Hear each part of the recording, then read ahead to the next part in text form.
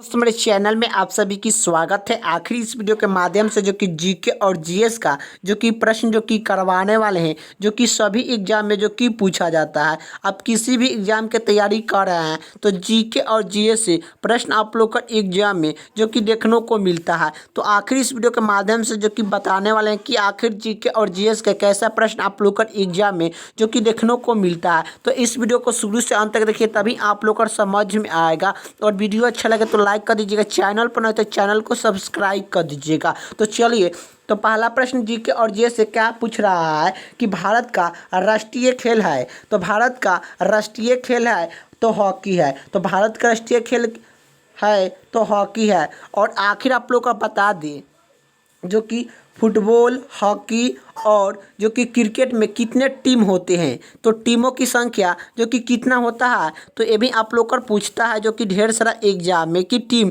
जो कि कितना होता है। तो क्रिकेट, फुटबॉल, हॉकी में जो कि 11 टीम होते हैं, ये भी आप लोग को याद होना चाहिए। और जो कि कबड्डी में जो कि कितने टीम होते हैं, तो 7 टीम कबड्डी में जो कि होते हैं, ये भी आप लोग को याद होना चाहिए। तो इसका राइट आंसर ऑप्शन जो कि डी हो जाएगा, हॉकी भारत का राष्ट्रीय खेल है। अगली का प्रश्न की ओर चलते हैं। अगली का प्रश्न क्या पूछ रहा है, राष्ट्रीय ध्वज तिरंगे के चक्र में कितने तिलिया है। तो राष्ट्रीय ध्वज तिरंगे के चक्र में कितने तिलिया है, तो 24 तिलिया है। 24 तिलिया का रंग कैसा होता है, तो रंग कैसा होता है, तो यह जो कि नीला होता है। कैसा होता है, तो नीला होता है। नीला रंग का 24 तिलिया होता है। ये भी आप लोग को याद होना चाहिए। तो इसका राइट आंसर ऑप्शन जो कि सी हो जाएगा। राष्ट्रीय ध्वज तिरंगे के चक्र में कितने तिलिया होते हैं, तो 24 तिलिया होते हैं। अगले का प्रश्न की ओर चलते हैं। अगले का प्रश्न क्या पूछ रहा है कि भारत का सबसे पहला गृह मंत्री कौन थे। तो भारत के सबसे पहला गृह मंत्री कौन थे, तो भारत के सबसे पहला गृह मंत्री कौन थे, तो सरदार वल्लभ भाई पटेल थे। सरदार वल्लभ भाई पटेल भारत के सबसे पहला गृह मंत्री थे। इसका राइट आंसर ऑप्शन जो कि सी हो जाएगा। अगले का प्रश्न की बात करें। अगले का प्रश्न ये पूछ रहा है, भारत का राष्ट्रपति बनने की योगदान के लिए न्यूनतम आयु है। तो ये न्यूनतम आयु है, तो भारत के राष्ट्रपति बनने के लिए योगदान की न्यूनतम आयु क्या है, तो यह जो कि कितना है, तो यह 35 वर्ष है। 35 वर्ष जो कि राष्ट्रपति बनने के लिए आयु आप लोग का होना चाहिए। यही बता दें 35 वर्ष किन किन का आयु होना चाहिए। तो एक होता है जो कि राष्ट्रपति, एक होता है राष्ट्रपति, एक होता है उपराष्ट्रपति। एक होता है राष्ट्रपति, एक होता है उपराष्ट्रपति। उपराष्ट्रपति होता है और एक होता है राज्यपाल। एक होता है क्या, राज्यपाल। क्या राज्यपाल होता है। यह तीनों बनने के लिए न्यूनतम आयु सीमा क्या होना चाहिए, तो यह 35 वर्ष जो कि होना चाहिए। राष्ट्रपति, उपराष्ट्रपति, राज्यपाल बनने के लिए न्यूनतम आयु सीमा आप लोग का जो कि 35 वर्ष जो कि होना चाहिए।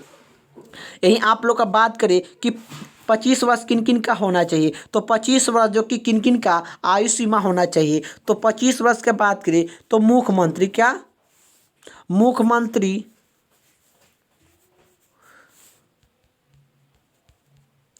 मुख्यमंत्री, मुख्यमंत्री, प्रधानमंत्री, मुख्यमंत्री, प्रधानमंत्री और जो कि लोकसभा, क्या लोकसभा। तो मुख्यमंत्री, प्रधानमंत्री, लोकसभा और जो कि मुख्यमंत्री और प्रधानमंत्री और लोकसभा बनने के लिए न्यूनतम आयु सीमा जो कि कितना होना चाहिए, तो यह जो कि 25 वर्ष जो कि होना चाहिए। 25 वर्ष जो कि होना चाहिए, ये भी आप लोग को याद होना चाहिए। मुख्यमंत्री, प्रधानमंत्री और लोकसभा बनने के लिए न्यूनतम आयु सीमा जो कि 25 वर्ष जो कि होना चाहिए। आखिर 30 वर्ष किन किन का आयु सीमा होना चाहिए, तो 30 वर्ष के बता दें। एक होता है जो कि लोकसभा, सॉरी राज्यसभा। एक होता है राज्यसभा। राज्यसभा बनने के लिए न्यूनतम आयु जो कि 30 वर्ष जो कि होना चाहिए। एक होता है जिला परिषद, जिला परिषद, जिला परिषद। एक होता है विधान परिषद, विधान, विधान परिषद। विधान परिषद, जिला परिषद और जो कि राज्यसभा बनने के लिए न्यूनतम आयु सीमा जो कि 30 वर्ष जो कि होना चाहिए। तो यह आप लोग का प्रश्न में क्या पूछ रहा है, भारत का प्रधानमंत्री बनने के लिए योगदान के लिए न्यूनतम आयु क्या है, तो ये 25 वर्ष है, जो कि 35 वर्ष जो कि है प्रधानमंत्री बनने के लिए। इसका राइट आंसर ऑप्शन जो कि सी हो जाएगा। अगले का प्रश्न की बात करें, अगले का प्रश्न क्या पूछ रहा है, विश्व का सबसे बड़ा पक्षी है कौन सा है, तो विश्व का सबसे बड़ा पक्षी कौन सा है, तो विश्व का सबसे बड़ा पक्षी कौन सा है, तो शतुरमुर्गी है। इसका राइट आंसर हो जाएगा ऑप्शन जो कि सी। अगले का प्रश्न क्या पूछ रहा है, काला सोना किसे कहा जाता है, तो काला सोना किसे कहा जाता है, तो कोयला को काला सोना कहा जाता है। सॉरी आप लोग और जो कि कोयला सोना सोना किसे कहते हैं, काला सोना किसे कहते हैं, तो यह जो कि कोयला को। अगले का प्रश्न की ओर चलते हैं। अगले का प्रश्न क्या पूछ रहा है, भारत का राष्ट्रीय पक्षी कौन सा है, तो भारत का राष्ट्रीय पक्षी कौन सा है, तो भारत का राष्ट्रीय पक्षी कौन सा है, तो यह मोर है। इसका राइट आंसर ऑप्शन जो कि ए हो जाएगा कि भारत का राष्ट्रीय पक्षी कौन सा है, तो मोर है।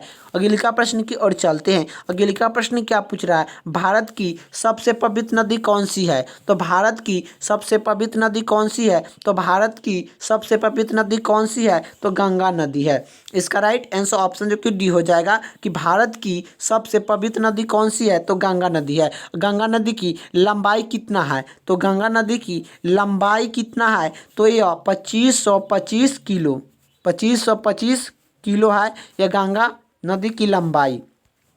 अगले का प्रश्न की ओर चलते हैं। अगले का प्रश्न क्या पूछ रहा है, 9 2 11 होना मुहावरा का सही अर्थ क्या होगा, तो 9 2 11 होना मुहावरा का सही अर्थ क्या होगा, तो 9 2 11 होना मुहावरा का सही अर्थ होता है भाग जाना। इसका राइट आंसर ऑप्शन जो कि डी हो जाएगा। 9 2 11 मुहावरा का सही अर्थ क्या होता है, भाग जाना। अगले का प्रश्न क्या पूछ रहा है, भारत में हर साल राष्ट्रीय खेल दिवस कब मनाया जाता है, तो भारत में हर साल राष्ट्रीय खेल दिवस कब मनाया जाता है, तो यह जो कि 29 अगस्त को मनाया जाता है। इसका राइट आंसर ऑप्शन जो कि डी हो जाएगा। अगले का प्रश्न की ओर चलते हैं। अगले का प्रश्न क्या पूछ रहा है, आईपीएल की शुरुआत किस वर्ष में हुई थी, तो आईपीएल की शुरुआत किस वर्ष में हुई थी, तो आईपीएल का शुरुआत 2000 जो कि 8 ईस्वी में आईपीएल की शुरुआत हुआ था। इसका राइट आंसर ऑप्शन जो कि सी हो जाएगा। अगले का प्रश्न की ओर चलते हैं। अगले का प्रश्न क्या पूछ रहा है, भारत में जनगणना आमतौर पर कितने वर्ष के बाद में किया जाता है, तो भारत में जनगणना आमतौर पर कितने वर्ष के बाद में किया जाता है, तो यह जो कि 10 साल के बाद में होता है। तो भारत में आमतौर पर जनगणना कितने वर्ष के बाद में होता है, तो यह 10 साल के बाद में होता है। इसका राइट आंसर ऑप्शन जो कि ए हो जाएगा। और भारत में पहला बार जनगणना कब हुआ था, तो 1872 ईस्वी में जो कि पहला बार जो कि जनगणना हुआ था। ये भी आप लोग को याद होना चाहिए। अगले का प्रश्न की ओर चलते हैं। अगले का प्रश्न क्या पूछ रहा है, भारत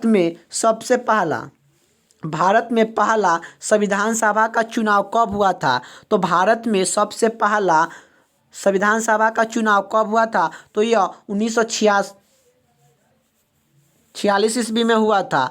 तो भारत में पहला संविधान सभा का चुनाव कब हुआ था, तो 1946 ईस्वी में हुआ था। इसका राइट आंसर ऑप्शन जो कि बी हो जाएगा। अगले का प्रश्न क्या पूछ रहा है, संविधान सभा की प्रथम बैठक कब हुई थी, तो संविधान सभा की प्रथम बैठक कब हुई थी, तो संविधान सभा की प्रथम बैठक 9 दिसंबर 1946 ईस्वी को 9 दिसंबर 1946 ईस्वी को संविधान सभा का प्रथम बैठक हुआ था। इसका राइट आंसर ऑप्शन जो कि ए हो जाएगा। अगले का प्रश्न की ओर चलते हैं। अगले का प्रश्न क्या पूछ रहा है, भारतीय संविधान के पहला संशोधन में किस अनुसूची को जोड़ दिया गया है, तो किस अनुसूची को जोड़ा गया है, तो यह जो कि भारतीय संविधान के पहला संशोधन में किस अनुसूची को जोड़ दिया गया है, तो यह जो कि 9वां अनुसूची को जो कि जोड़ दिया गया है। तो भारतीय संविधान के पहला संशोधन में किस अनुसूची को जोड़ दिया गया है, तो 9वां अनुसूची को जो कि जोड़ दिया गया है। इसका राइट आंसर ऑप्शन जो कि सी हो जाएगा।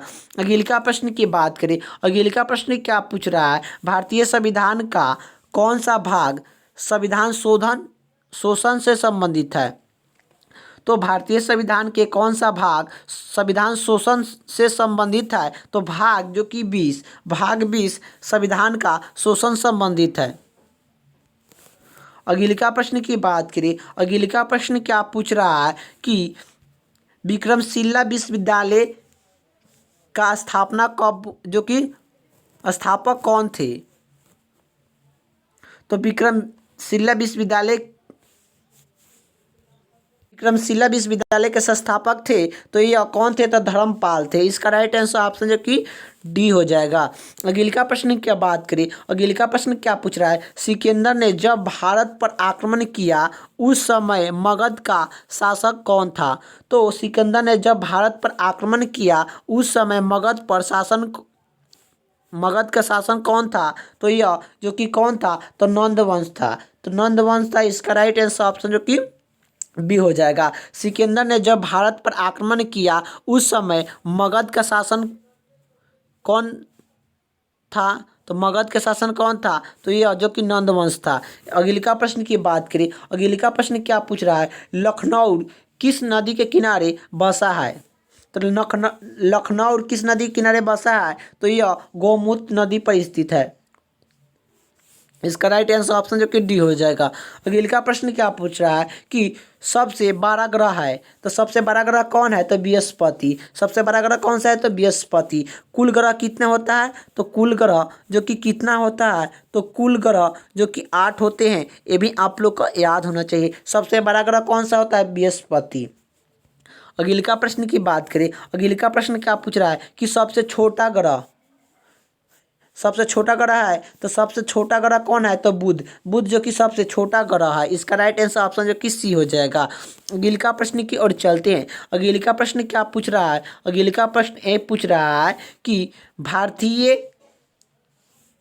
भारत की संविधान सभा ने राष्ट्रीय ध्वज का पूर्ण रूप से कब अपनाया था? तो कब अपनाया था? तो भारत की संविधान सभा में राष्ट्रीय ध्वज का पूर्ण रूप से कब अपनाया गया था? तो यह 22 जुलाई 1947। इसका राइट आंसर ऑप्शन जो कि ए हो जाएगा। 22 जुलाई 1947 ईस्वी को भारत की संविधान सभा में राष्ट्रीय ध्वज का पूर्ण रूप से अपना लिया गया था। इसका राइट आंसर ऑप्शन जो कि ए हो जाएगा। अगले का प्रश्न क्या पूछ रहा है कि माउंट एवरेस्ट पर चढ़ने वाला प्रथम भारतीय महिला कौन थी? तो माउंट एवरेस्ट पर चढ़ने वाला प्रथम भारतीय महिला कौन थी? तो यह जो कि कौन थी? तो यह विछेंद्रा पली थी।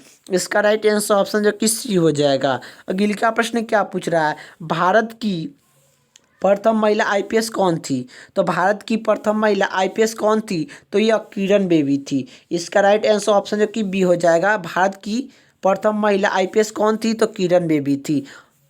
अगले का प्रश्न की ओर चलते हैं। अगले का प्रश्न क्या पूछ रहा है? भारत की पहला महिला राज्यपाल कौन थी? तो भारत की पहला महिला राज्यपाल कौन थी? तो यह जो कि कौन थी? तो सरोजिनी नायडू थी। इसका राइट आंसर ऑप्शन जो कि ए हो जाएगा। अगले का प्रश्न की ओर चलते हैं। तो आखिर आप लोग का इतना ही वीडियो जो कि आप लोग का प्रश्न जो कि रहने देते हैं जो कि तो आखिर आप लोग का वीडियो कैसा लगा कमेंट बॉक्स में बताइएगा। वीडियो अच्छा लगे तो लाइक कर दीजिएगा। चैनल पर है तो चैनल को सब्सक्राइब कर दीजिए। जय हिंद, जय भारत।